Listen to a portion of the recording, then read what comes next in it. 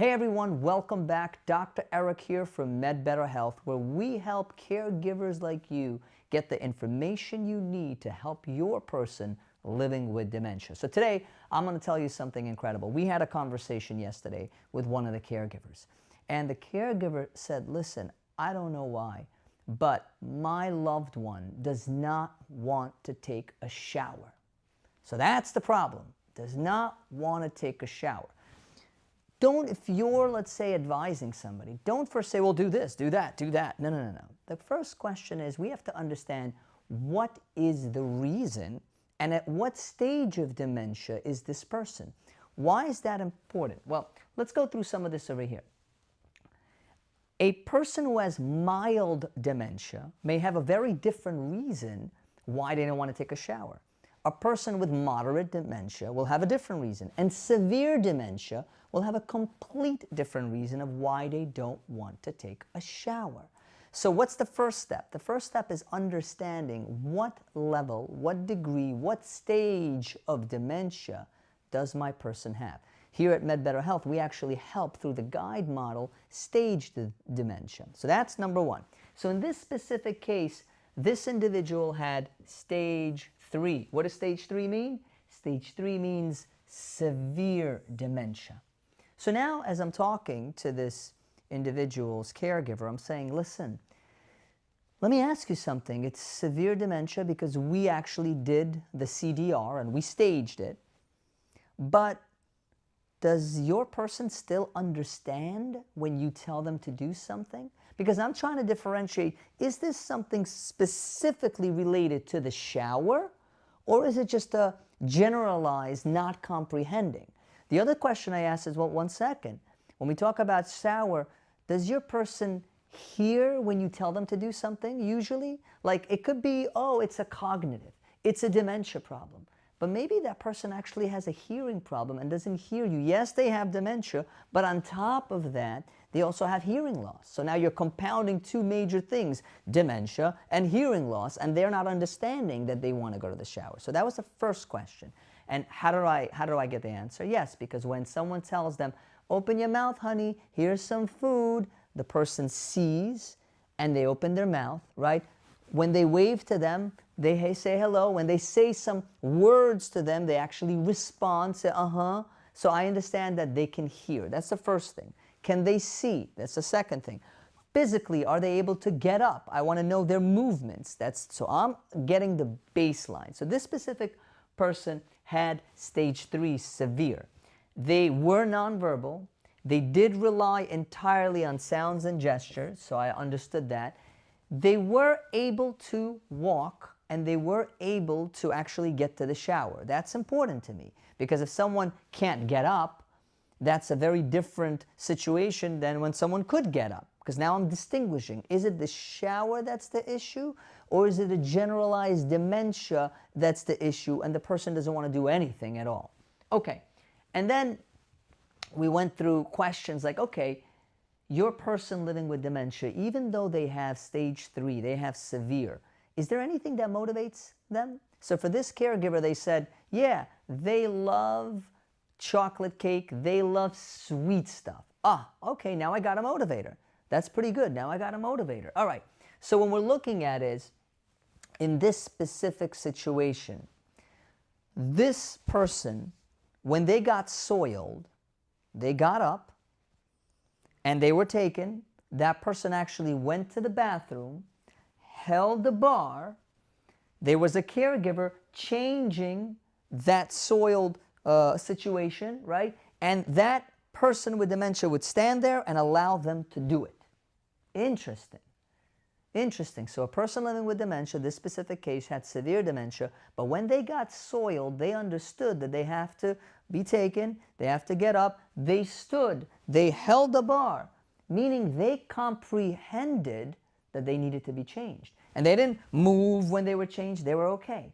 However, this same person, though, when they were taking into the shower, would resist. Oh, interesting. And they would actually grab the caregiver's wrist, and they didn't want to do it. Interesting. So now I understand, even though it's severe dementia, the comprehension is there. and there's something specifically for the shower, and there's something that's triggering that person not wanting to take a shower. Oh, so that's a very different situation now. Now my quest is, what is making my person living with dementia not want to take a shower?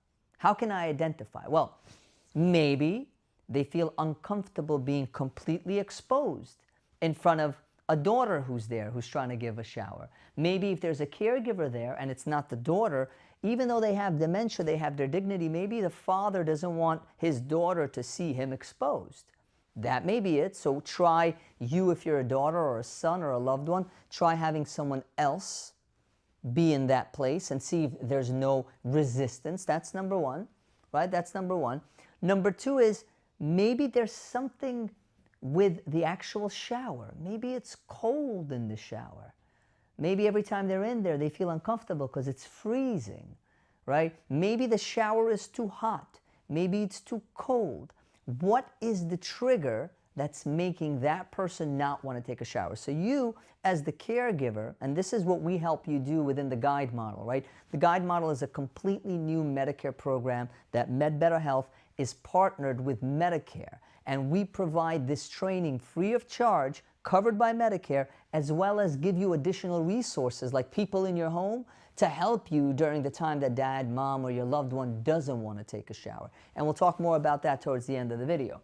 But let's continue. So in this individual, they understood the exposure, and they were okay being exposed in front of their loved one. So I know it's not an exposure issue, and they were okay with the cleaning procedure, but they had severe physical resistance specifically to the water splashing on their body. Okay, now we've identified the problem. The first step in any situation is to figure out what is the actual problem. Because if I know the problem, what can I then try to find? Come on, guys, you know, what can I try to find? The solution, right? So now in this case, we've identified the problem. Okay, so what are some of the interventions that we could do? Well, one of the things is making sure the room is the right temperature, right? Because sometimes bathrooms are cooler, the AC is going on, you're getting undressed, they may feel uncomfortable, they may feel cold. So set the core temperature, pre-warm the bathroom to a minimum of about 75 degrees Fahrenheit, bringing the resident in. So it's warm, it's a nice environment. Play a little bit of music. If your loved one loves Frank Sinatra, have some nice "Fly Me to the Moon," right? Have some nice songs out there, and then put some candles, electrical candles, not candles that will flame up, right? Electrical, and say, "Hey honey, let's go to the spa together. I have such nice music." Now, when you're taking them, don't pull your loved one like this. "Come on here with me." No, like you go from the side, you grab their palm, and instead of pulling, you kind of put a little bit of pressure to yourself, right? "Come honey, let's go." And it's more gentle, it's from the side, and it's not pulling. And it's not, "You gotta take a shower." It's, "Honey, let's go to the spa. I miss you so much." Nice touch therapy, right?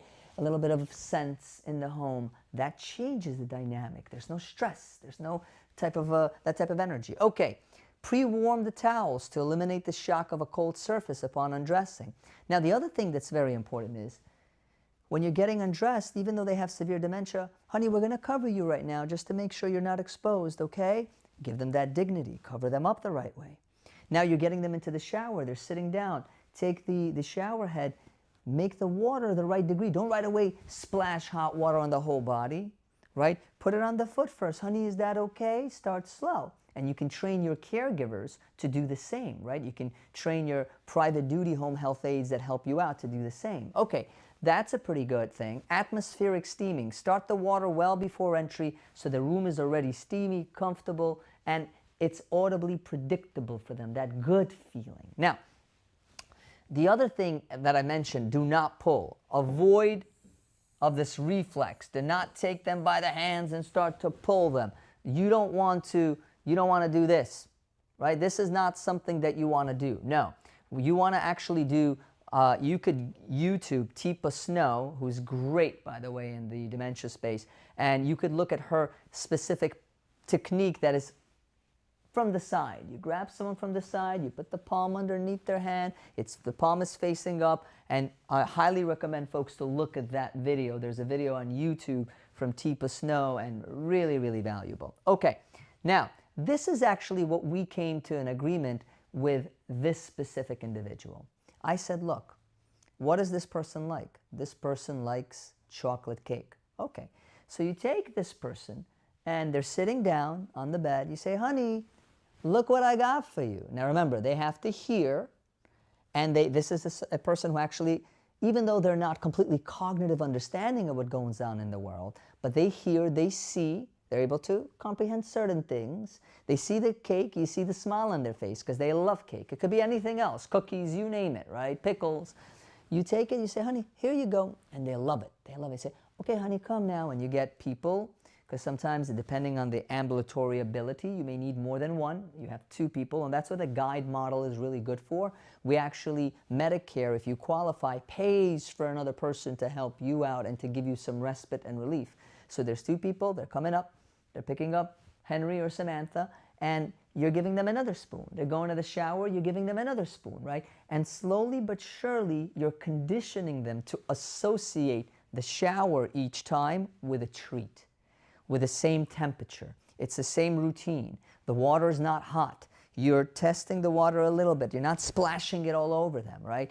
That's what we used in this individual. So it's really a sensory exposure to something that they like, whether it's chocolate cake, whether it's ice cream, whether it's pudding, right? And you're conditioning them to associate that with getting bathed, right? So it's replacing the negative stimuli with a positive stimuli. Okay, next. Sometimes there are certain situations where you may not be able to be successful, right? And so in those situations, you should have a daily maintenance protocol, right? Complete avoidance of the shower stall and splashing water. If your loved one doesn't want it and they're fighting and you just can't get them to do it at all costs, you've tried everything and they say no, then there's other ways, right? You use no-rinse foam cleansers. There's many in the market. Pre-moistened warm bath tips, right? And really the goal is to maintain localized hygiene with zero sensory triggering. And then if you really have to go and use the shower, then it's a weekly deep clean protocol. It's not associated with just getting soiled or stained. It's just associated with a specific routine. You're giving them some nice treat. You're having nice music. You're having the candles. They're remembering it. It's an experience, right? If they can't remember it, at least their sensory feeling is remembering the ice cream, and they love the ice cream. It's triggering something positive emotion in them. And then you give them that full shower engagement, utilizing all prior conditions and pillars that we talked about. And the frequency really is reserved exclusively for scheduled deep cleaning, whether it's bi-weekly or sometimes once a week, right? Sometimes it would be once a week, depending on your person. So, caregiver consistency. This is very, very important. Caregiver consistency. Assign the exact same one, or two, depending on how heavy lift or how much effort you have to exert to get someone up, right? Familiar caregivers to all primary bathing events. You can't have someone who's like new, right? It's a new person, you're trying to bathe them, it's a disaster. Someone who they know, someone who they smile with, they have a relationship with, even though they may not have full cognitive ability, but they still recognize that person as a positive person in their life, right? And familiar hands, predictable movements, routine, significantly reduce the startle response in late-stage dementia. Optimize scheduling. Schedule bathing during periods when the resident or the patient is historically most calm and receptive.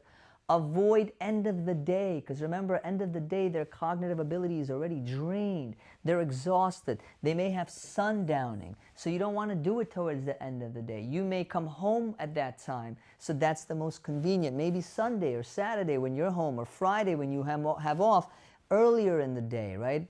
That would be the best time to do it. Avoid forcing a full shower immediately post-soiling if the patient is already highly agitated. Right? And you could utilize the alternative hygiene protocols instead. So I hope this was very, very helpful. With that specific case, we're piloting and we're looking at whether that cake is going to change things, because this person loves cake, whether the atmosphere, the temperature, the music, right, the specific pull, not with the first, but actually from the side with the palm technique, is going to make a difference. We spent yesterday about 30 to 40 minutes on a Zoom call. It was myself, it was my care navigator, it was the actual private duty agency that this new program that we pay for you so you can get the support that you need. So imagine that. You're sitting there, you've got this problem, you don't know who to reach. Now you're part of our program for the guide model, and now you can call your care navigator and say, I need advice, I need ideas. How do I get Charlie, how do I get Samantha into a shower? And you actually have a Zoom call with experts telling you what to do, following up with you, and it doesn't cost you anything. And Medicare covers it. And at the same time, because you need additional help, now this program covers someone to help you in the home so you can get a little bit of relief as a caregiver. That's incredible. That's the guide model. Started in 2024, goes until 2032. An incredible program. I don't have the time to give you all the information about it now, but if you look up here, you're going to see a website. I want you to go to that website. There's going to be a 5-minute video that's going to tell you everything you need to know about the guide model. On the bottom, you're going to see what? You're going to see a form, very simple form that'll take you probably 3 minutes to fill out.